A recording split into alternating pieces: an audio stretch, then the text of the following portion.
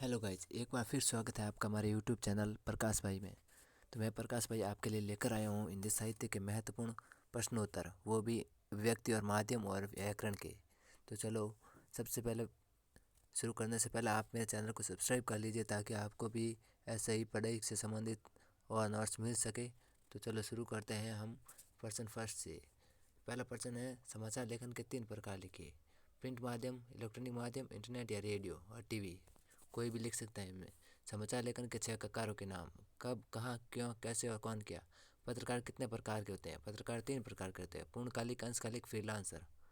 Master of one को स्पष्ट कीजिए। किसी एक विषय में विशेषज्ञता होना मास्टर ऑफ वन कहलाता है। उल्टा पिरामिड शैली के कितने भाग होते हैं। उल्टा पिरामिड शैली के 3 भाग होते हैं, इंट्रो, बॉडी और समापन। फीचर किसे कहते हैं। फीचर बहुत ही शॉर्ट भाषा में लिखा है, इसलिए देख लेना, फीचर को आप पढ़ कर जाना, ये बहुत ही महत्वपूर्ण प्रश्न है। फीचर एक सुव्यवस्थित सृजनात्मक लेखन है जिसका उद्देश्य पाठकों को सूचना देना, शिक्षित करना और उनका मनोरंजन करना है। जनसंचार का सबसे प्राचीन माध्यम कौन सा है। मुद्रित माध्यम। रेडियो समाचार की भाषा कैसी होनी चाहिए। आम बोलचाल के शब्दों का प्रयोग होना चाहिए। वेबसाइट पर पत्रकारिता शुरू करने का श्रेय किसे दिया जाता है। तहलका.com को। हिंदी में नेट पत्रकारिता वेब दुनिया के साथ शुरू हुई है। अर्थशास्त्र के पत्र किसे कहते हैं। जब दो अधिकारी आपस में एक दूसरे को किसी विषय पर ध्यान आकृष्ट करने या वैचारिक आदान प्रदान करने के लिए जिस पत्र का प्रयोग करते हैं वह अर्थशास्त्रीय पत्र कहलाता है। नाटक का दूसरा अंग कौन सा है। शब्द। यह भी महत्वपूर्ण प्रश्न है।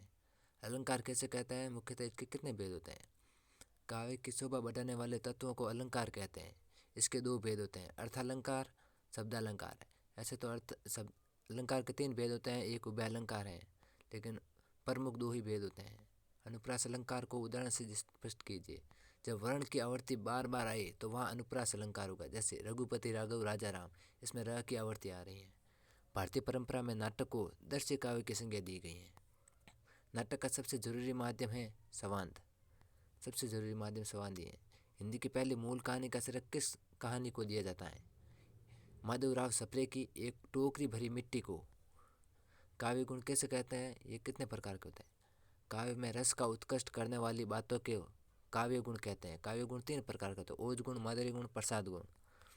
विभावन अलंकार की परिभाषा लिखिए। यह भी महत्वपूर्ण प्रश्न है, इसको ध्यान से पढ़कर ही जाना। जहाँ कारण का अभाव होने पर भी कार्य संपन्न हो वहाँ विभावन अलंकार हो जाए, जैसे बिनु पग चले सुने बिनु काना। गीतिका छंद की परिभाषा लिखिए। प्रत्येक जिस छंद में प्रत्येक चरण में 26 मात्राएं होती हैं, अंत में एक लघु और एक गुरु रहता है, गीतिका छंद कहलाता है। गुरु और लघु की मात्राओं पर ध्यान रखना आप। गीतिका छंद के प्रत्येक चरण में 26 मात्राएं होती हैं। कुंडलीय छंद के प्रत्येक चरण में 24 मात्राएं होती हैं। मात्रिक छंद किसे कहते हैं। यह कितने प्रकार के होते हैं। जिन छंदों के चरणों में मात्राओं की संख्या निर्धारित रहती है तथा मात्राओं की गिनती की जाती है उन्हें मात्रिक छंद कहते हैं। यह 3 प्रकार के होते हैं, सममात्रिक, विषम मात्रिक और अर्ध सममात्रिक। प्रसाद गुण की परिभाषा लिखिए। जिस रचना में सीधे सरल अर्थबोधक प्रयुक्त होते हैं वहाँ प्रसाद गुण होता है। विशेष लेखन किसे कहा जाता है। किसी खास विषय पर सामान्य लेखन से हटकर किया गया लेखन विशेष लेखन कहलाता है।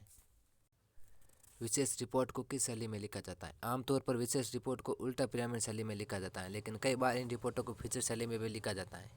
हिंदी भाषा की लिपि क्या है। यह भारत के किस प्राचीन लिपि का रूप है। देवनागरी, ब्राह्मी लिपि का रूप है। उल्टा पिरामिड शैली की लेखन प्रक्रिया को समझाइए।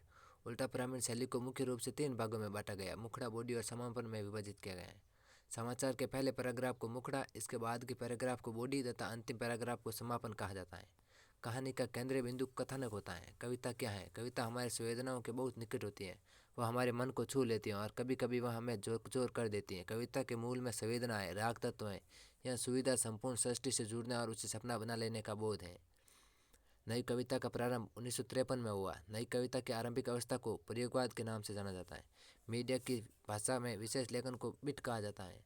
तो अगर पूरा वीडियो देख लिया तो चैनल को सब्सक्राइब और वीडियो को लाइक ज़रूर करें।